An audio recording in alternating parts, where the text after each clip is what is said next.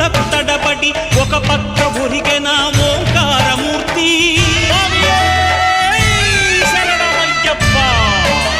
స్వాములందరూ తనకు సాయము కాగా ధీమంతుడై లేచె ఆ కన్య స్వామి.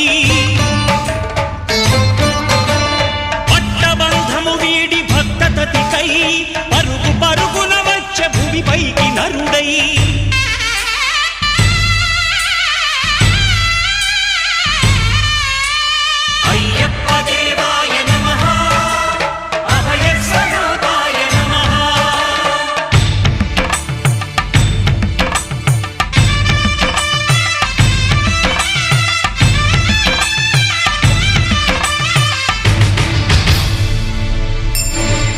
ఘోరకీకారణ్య సంసార యాత్రికుల శరణు ఘోషలు విని రోజు శబరీష.